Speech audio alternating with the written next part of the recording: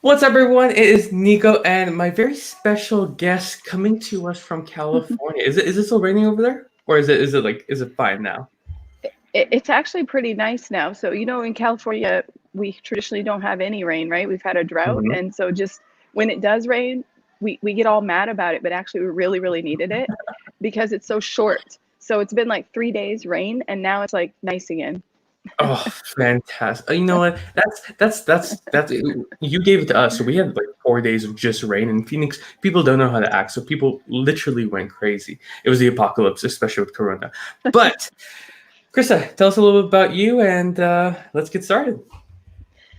Well, first of all, Nico, thanks for having me on your show. I'm a big fan. I love what you're doing in your show and in your business.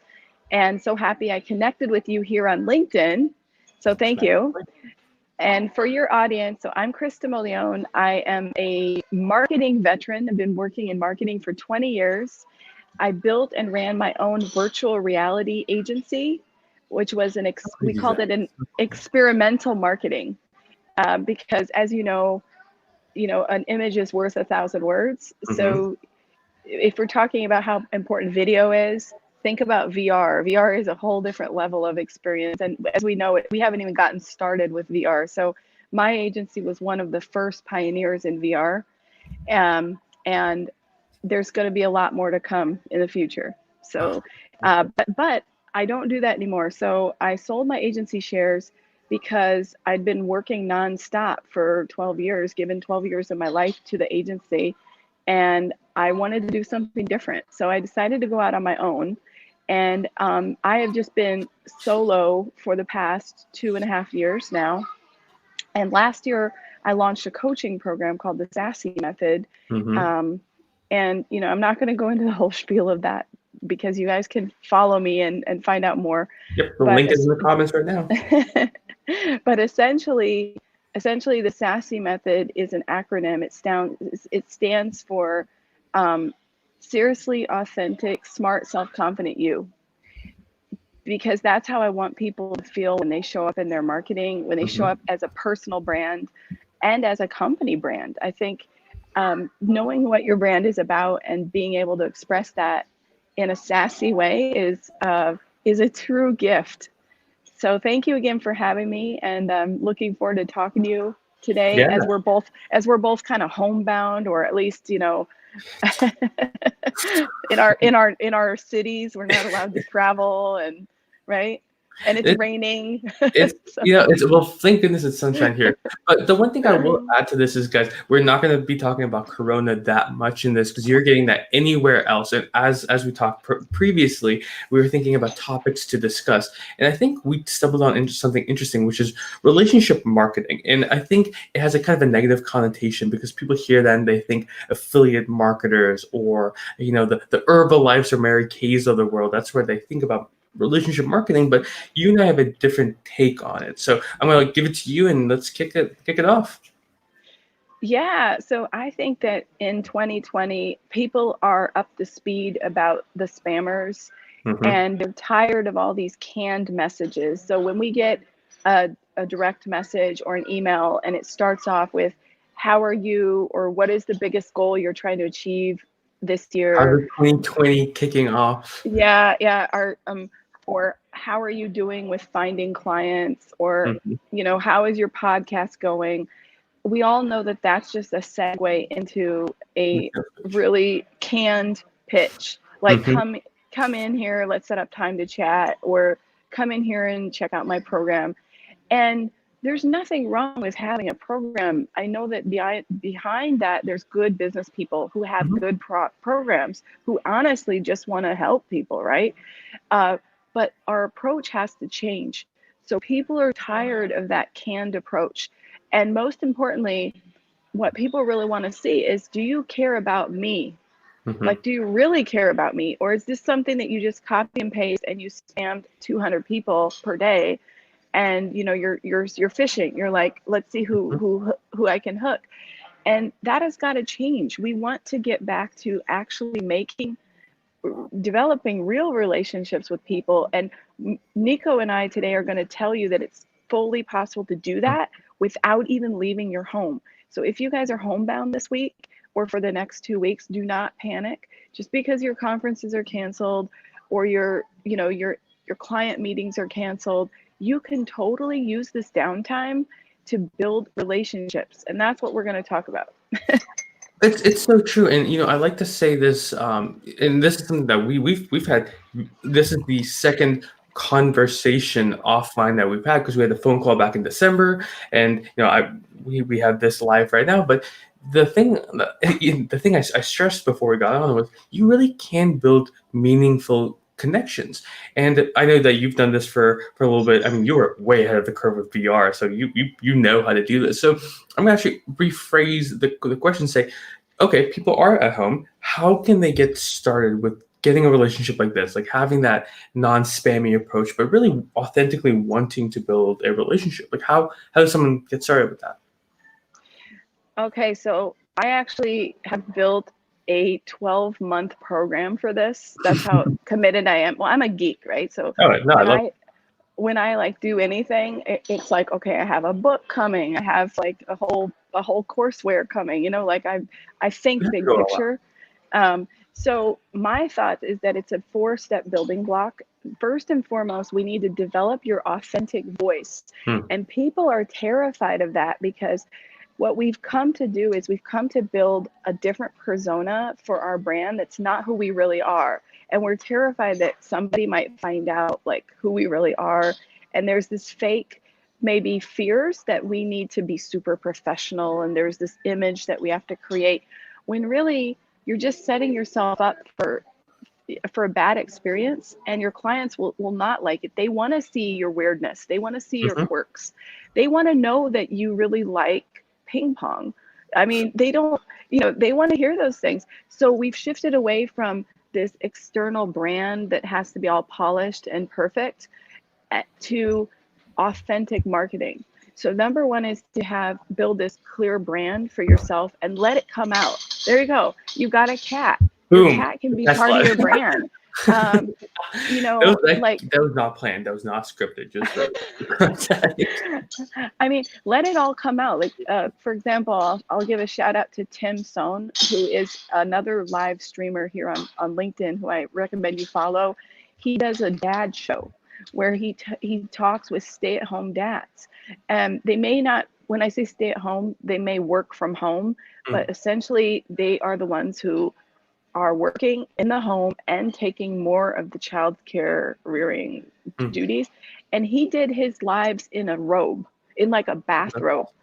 And I thought it was hilarious because one of his guests showed up with a robe too. And he's like, well, I watch your show, so I assumed that I had to wear a robe to represent the dad at home movement. And Yeah, so that's what people that's want to see. awesome. That was an example. So, I want to see your cat. I want to see your robe. I want to see like, what is it that really represents you? Because people aren't buying the brand, they're buying you. Mhm. We buy from people we know, like, and trust. So it really has to start off with, how do I even represent who I am? Yeah. So, and believe it or not, Nico, people struggle with that part. So I was I gonna have ask you, like, lots of, why? Why do you think people struggle with this, like, mass media, like, the feeling of mass media is still there? Like, why do people struggle with that? well, I think first and foremost, it's because traditionally we have been told that we have to separate our personal from our professional lives. Hmm. And, there's this myth of like work-life balance, haha. And we business owners know that that doesn't happen, right? Nope. It's like we may have to do a client meeting in our car. We Mhm. may have to do it in the pantry because we're a startup and we don't have an extra office space, right? So, I mean, one of my friends, Addison Song, she started her live show in the pantry, like in the laundry room with a Hmm. little tripod. And now she got Seth Godin on her show That's from awesome. her little pantry. So I love those stories because, so what I'm trying to say is authentic marketing goes back into, it's okay. It's okay that you don't have all this setup and all this professional things. So we have to so it comes from that mindset of like, first I have to have like this fancy office space that looks super cool. Then I have to have all the latest video equipment. and like the audio, my mic is so important. I have to get like the, you know, the Yeti Most mic, but like the expensive. latest one, and the Yep. Rhoda, and like the Black Magic camera. And so first people have that mentality, and then they're like, oh, and now I need funding. Like I need to go. So as a business coach, the main thing people come to me is like, oh, well, I can't get started yet because like I don't have this and that and that and that. And here's my message to all of you. That's over now. Now people are able to make $1 million with a crappy little camera, you know, or like with an old basic set. So get over this idea of someday, sometime, when I have this, or when I get funding for this. That's all insecurity talking. I want to see that you're scrapping along. Be scrappy. I give you full permission to be who you are, be scrappy. And if you have to have a kid run behind you in the background in one of your videos, your career is not over. In fact, the guy who had that, he went viral. Although we have to change that word. We can't say viral anymore. His video went like exploded online because on BBC, he was in an interview and his two little kids like got inside the room, and he was like on live TV on BBC News, right? And he's all in a suit and he's got his little kids behind him. It was adorable, but everyone loved that. See? So that's a good example of why we have to just get over ourselves and just be like, okay, so what? So what? This is where I'm at and I own it, and not be afraid. So that's why my method is called the sassy method, because to get over it, you need to be self-confident. But where does self-confidence come from? Self-confidence isn't like I'm perfect. I got my hair and makeup done and I've got like a fancy, nice watch. Self-confidence is from inside. I don't care if I'm not perfect. I accept it and I flip my flaws. Meaning I take my flaws and I'm like, oh yeah, this scrappy old car that I drive, that's my signature, you know, and I'm going to show it off that I can feel self-confident with whatever I have. And that's going to be tough, Nico, because, you know, with everyone's like the image of having a fancy car, of having the nice clothes, of having the beautiful partner near you. What if your partner isn't rail thin, model beautiful, you know, what if you love that person? Hopefully you do, right? So people are like terrified. It's like, well, I have to have this and I have to have all these perfect things. And I'm like, no, you know, you have to be who you are. It's so funny because, you know, and just I'm doing this because I think there's so much value in it. Before all my fancy equipment, I will show you the fancy equipment, right? It's literally like, this was my tripod. This was my little lens I would put on my either MacBook or my phone, and it was literally like $25, right? And I can't tell you how long I waited to make a $25 purchase, because I was like, yeah, but like, what about the big setup and like all the lights and this, you know. I'm in my parents' house because I'm saving money, because that's what I decided was my path, right? It's and I remember the first time I announced that, or the equipment I use, or the fact that I have a full-time job and still doing this. So to me, and the one question I have for you is, how do you, for someone who, again, you and I live it because I think the camera doesn't lie, but for someone saying, okay, you kind of sold me, what's a step that they can take today to unlock the sassiness within them?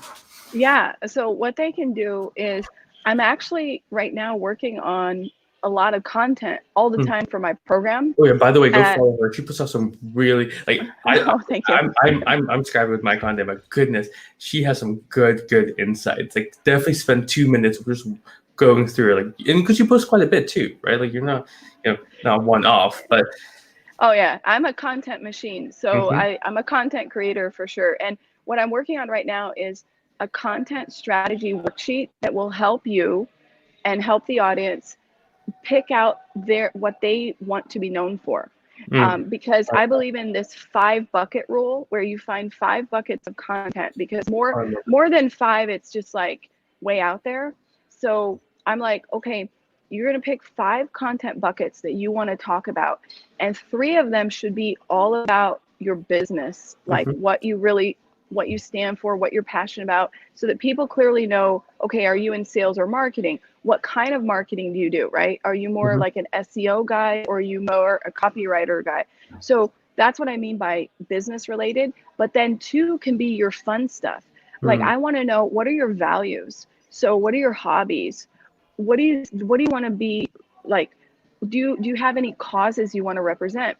For example, one of the guys in my program is a big mental health advocate. It has nothing to do with what he's actually doing full time, right? But there's no reason why he can't tie that into his brand. So he put it on his LinkedIn title. He does lives about it. He interviews people about it. He talks about it on his podcast. So that's part of who he is, even though he's not selling mental health services, right? But people who value that will come to him anyway, and they'll be like, okay, he's the coach and he's got this stuff going on, but he's also got a lot of mental health advocacy. That's cool, right? So that's why out of 5 topics, 2 can be really personal. Or maybe like you're a family guy, you know, like this Tim Sohn, and he's like all about the stay-at-home dad movement, or, you know, so that's cool. Even though that doesn't really, like, you're not selling a stay-at-home dad program, right? You're not selling a mental health program. So you see what I mean by tying in some of your personal values back into who you are? And that's what people can do right now, is they can, once this worksheet is ready, I'll post it for free. And by the way, I don't make people like go through a lead magnet to get my stuff, you know, because I'm like, okay, I'm not going to play games. If you liked what you saw, you know, you're only getting like a little piece of like a lot more that I have. So take it, share it. I'm not worried about you stealing my stuff. Believe me, there's a lot more in my head than that. But I think this worksheet is like, how do you define who you want to be known as? That would be the first starting point that you guys can do in the next 2 weeks, because you're at home and you're like, okay, I think that I'm communicating, but am I really communicating? Because that's the problem, Nico, is that we have a really short attention span and we're bombarded with information. So remember, people are scrolling. We're like, we open our feed and boom, there's like, you know, yesterday was my birthday, by the way. So I got like over 300. Thank you. I got like over 300 DMs this morning. 300. Like, you know, happy birthday, and like some of them more detailed, and I'm like, whoa. So you can imagine how, if you assume that your audience knows what you do, you're wrong. You have to, in fact, we marketers, there's research that's been done that says that someone has to hear from you 7 to 9 times before they'll actually buy from you. So what does that mean? It means that maybe over the course of like 6 to 12 months, I'm like following you. And over that time, I'm kind of getting to know what you do. That's how long it can take.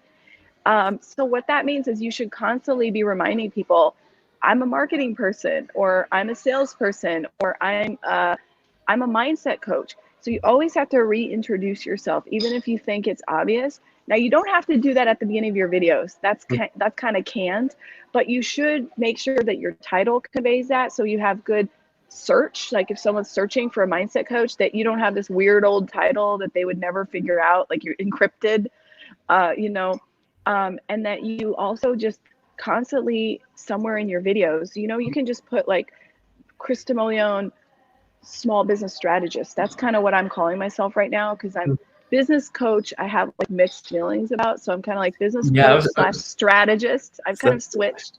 I even started calling myself a social media strategist, right? Because in a sense, yes, like when we work with clients, it's, you know as well as I do, you know, anyone could go pick up a book and go read it. But I think there's so much more coaching that needs to go into it, because yes, you're teaching them a valuable skill, but you're also teaching them a mindset and a way to think about it, right? Like I teach people how to post 4 to 5 times a day, and for a lot of people, there's a threshold, right? It's just like your earning potential. Like if someone who makes $40,000 makes 80 the next day, it's, you know, you might never have imagined that. So again, there's a lot of coaching that has to go into it, but absolutely, you're right. There's a kind of a bad taste in people's mouths, because as we talked about earlier, there's a lot of the same content being put out from people in the same programs.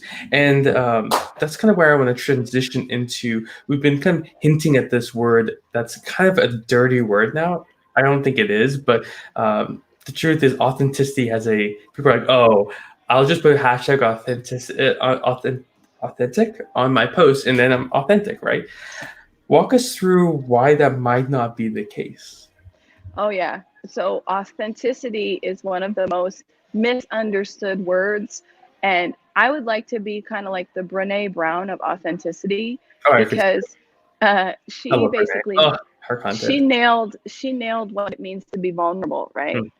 And before that, no one really knew what that meant. But as soon as she explained it in the way she did, everyone's like, oh, like we all need that, right? And the same with authenticity. So I think people don't understand that word. It's being overly used, it's being misused. In fact, last week someone posted on one of my posts, people who call themselves authentic are usually not authentic. And I actually agreed with him, because I think that calling yourself something, like as we know now, Nico, with titles, especially on LinkedIn, you can call yourself anything, but that Mhm. doesn't really mean you are. I mean, I've seen people call themselves like best-selling author, and I'm like, Experts. experts. Oh yeah, the gurus or the ninjas out Ooh, there. ooh. Oh my God. We're gonna make someone mad today. That's all I know. We're gonna make someone mad. Get the ad in But there. but this isn't actually to call those people out. What it is I want to help you. I want you to figure out how to really be authentic. So what does it mean to really be authentic?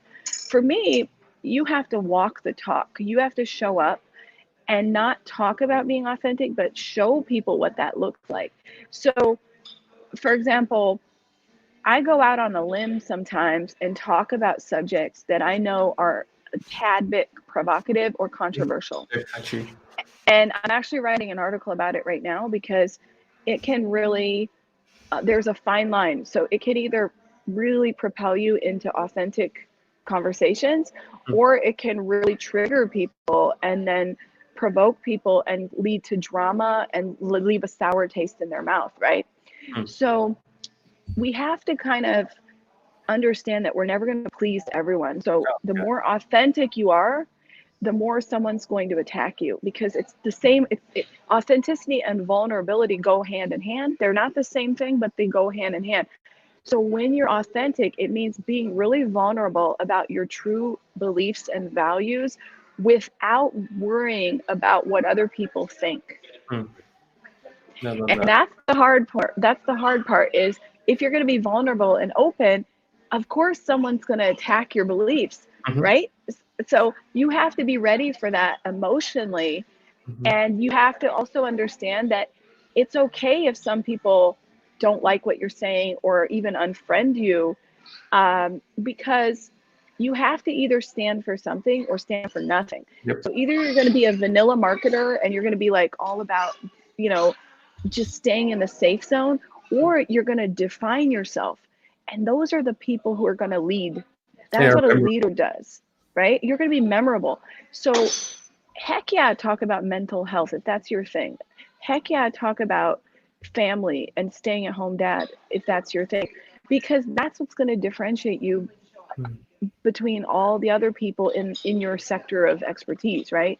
So you may be a marketer first and foremost, or a coach first and foremost. But what stands out about you? Like, what should I know more? And so, if anything, over the next 2 weeks, this would be a great time for people to do a lot of self-reflection and just like get out your journal or get out a notebook or get out your Word doc or whatever you use and just like brainstorm. What I like to do is creative content dump, where I just write down all these quirky things about me. So like one of the exercises is write out something that no one else would expect about you, Mm. right? And this could be something that's from your past or something that you currently do, right? And just like tell me all the crazy things about you, and then let's pick a few and figure out, um, you know, how to work that into your content. Mm. Like, what if you love tacos and that's something that has nothing to do with your brand, but you actually really love tacos? You could just have a day of the week where, you talk about your love of tacos and Mhm. share what Taco Tuesday.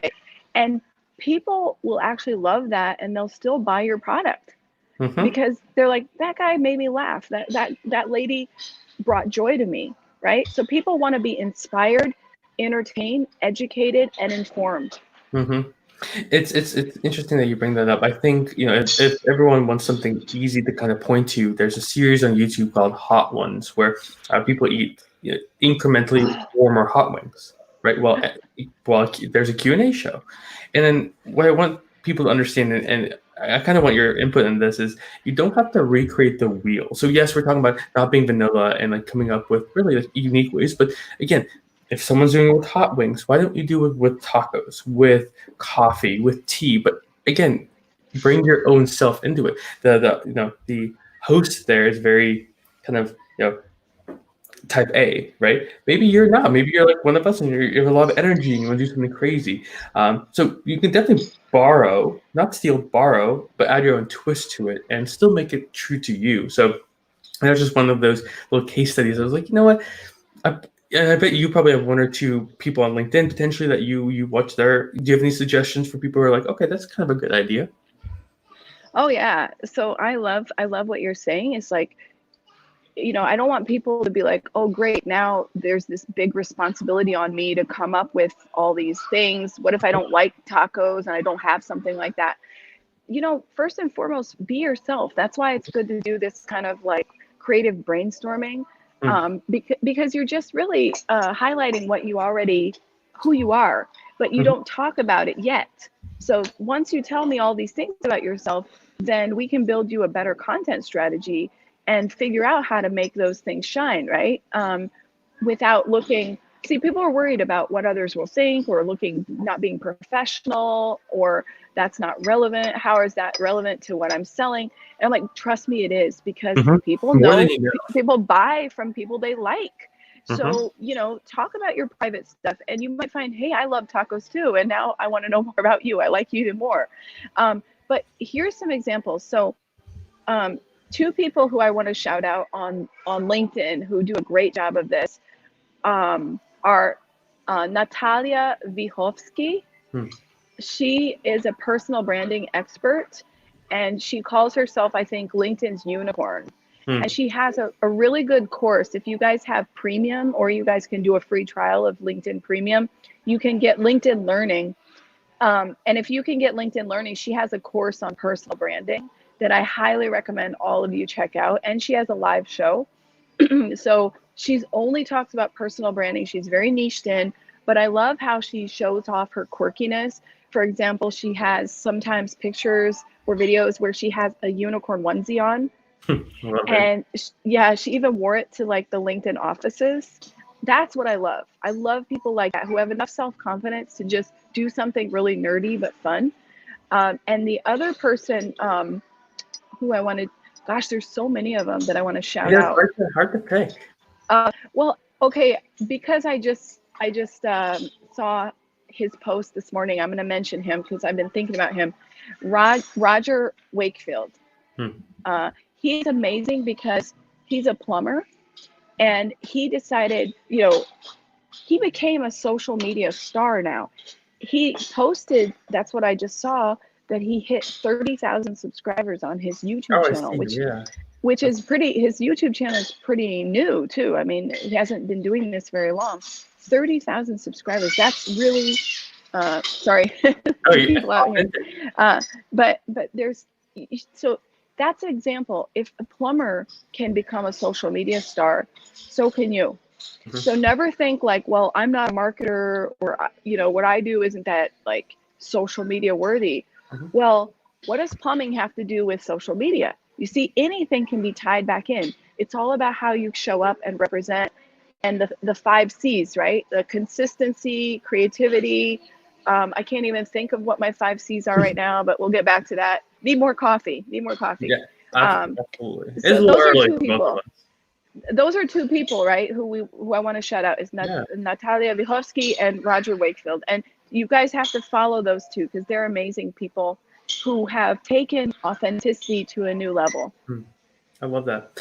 So we're getting to the end of the show, and probably the end of the coffee by the look of that. So what is, we talked a lot about building relationships, authenticity, marketing, business. If you were to give me like one powerful tip, like the golden nugget that's going to change someone's life, what would that be?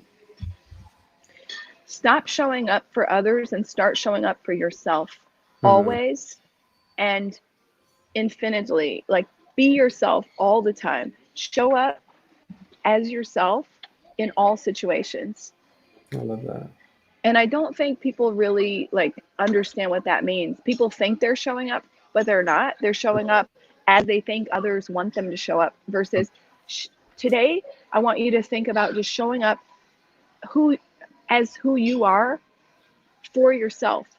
And once you do that, there's going to be a big mindset shift, because instead of saying, well, I got to do a live show for other people, or I have to write content for other people, like that they will like my content and I'll be popular. Stop doing that and focus on what would you want out of this if you were watching this live show. So it's almost like you become your own audience. And once you do that, you'll actually become automatically authentic. And it's going to be hard. Good. It's going to be hard. Oh, so yeah, no. Pretend you're your own audience. So I'm writing my content right now for Nico. You know, like I'm writing my content for Krista. So put yourself in your audience's shoes and imagine I have to please them. So you're actually going to show up really authentic, because you're going to know exactly what you like, what would appeal to you, especially what questions do you have or have had in the past. And you're like, I remember being in those shoes. That's the authenticity right there. Oh, it's so true. And, you know, that was, I think, the most valuable thing that I've heard from you, because, you know, answering questions or creating content for the person you were is as important as it is about thinking about the future. Because that's why I wrote my book, because, you know, I didn't know marketing and I had to go to experts to learn it, right? And that's my truth. Like I'm the nutrition guy that failed out of medical school, and that's why we're here today, right? So I think that right there, if you are a plumber or in finance, answer those questions that you had getting into the industry, because your clients, your prospects, they have those questions, and they're what people need to understand is people are searching for answers. It's not like, you know, they don't want to know about what you're doing. They do, because they want to make the best informed decisions. But you have to deliver it in a way that's going to appeal to them. It's going to catch their interest. That's going to build trust, and it's going to be real, right? That's frankly it. Well, I want to add one more thing to that realness is tell your story. One of the best kind of warm-ups that I do with clients who are kind of content adverse, who are like, I really don't know what to talk about, is I'm like, tell your story, how you got into this, what drew you into this industry.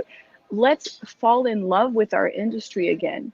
Let's find that passion that brought you into this industry. Because if I can get that out of you through storytelling and through getting all your struggles out and telling people how you failed and how you kept going and now you're here, you used to be here and now you're here, right?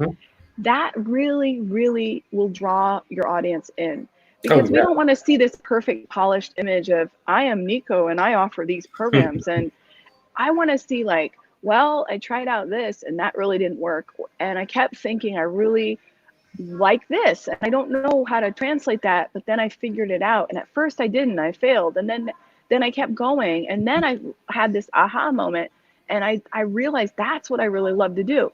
People love those kind of stories.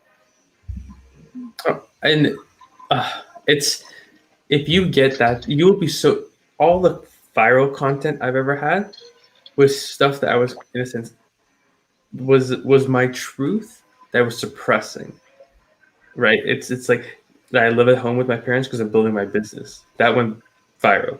That I dropped out of medical school because I just wasn't passionate about it, and I owned up to it. Went viral. So I think in that, we reward, as humans, we reward that. We don't reward the polished movies of content today on these platforms. Movies are great, but like on social media, I'm talking about specifically. We reward the realness. That's why there are people right now actually creating shaky videos, because there's a element of, you know, realness to it. And again, in that example, they're not, but it's true, right? So, no, I think it's a wonderful tip. So I threw your website, your LinkedIn, your Twitter in there. Yay. If anyone is at what, or I'm gonna, this is, I want you to plug yourself. Where should someone specifically reach out to you? Because you know, business consultant, right? You do great things with, especially content, but who should be reaching out to you right now to inquire about clients? Yeah, so I really don't want to be a fix-it-all for everyone. I'm definitely not the right coach, the right strategist to hire for everyone on this platform. My specialty are business owners, small business owners who want to put in place a strong sales and marketing and growth strategy. So what I've kind of done is create this business program that encompasses the first 3 years of your business. And I can save you time and money and headache, because most people come to me after they've already paid a bunch of gurus and experts, and then they haven't been able to implement those programs. They haven't made money from those programs. They're embarrassed. They're a little bit ashamed. And most importantly, they feel it's on them, that they did something wrong or they didn't follow the directions. And that's what their experts told them too. Like, you know, you didn't do what you were supposed to do. Forget that. So my program really walks you through, here's the basics of what you need to do to build your brand. This is your marketing strategy, and social media is inside that. And then here's your sales and growth strategy. And I partner with experts like you, Nico, because I don't want to go and be like, well, you know, the social media strategy is really complex, or you want a done for you service.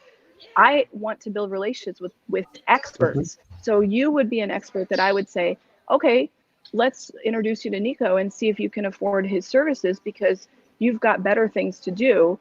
So, you know, so that's what I want you guys to know, is I'm kind of like this omni business coach. So consider me like the mother of business here for a small business owner. And then I work with experts to really make sure that all the wheels are running. But I give them this really clean, healthy overview of what they need to know to run a business and to grow it. I love it. I always, and you can feel free to steal this one. I even call myself a general practitioner of social media, right? You come to me when you have the problem, and then they'll refer you out to the SEO expert or the, you know, those. So feel free to borrow that. That's a little story that's worked really well for converting people on my site. So, but with that being said, thank you so much for being on.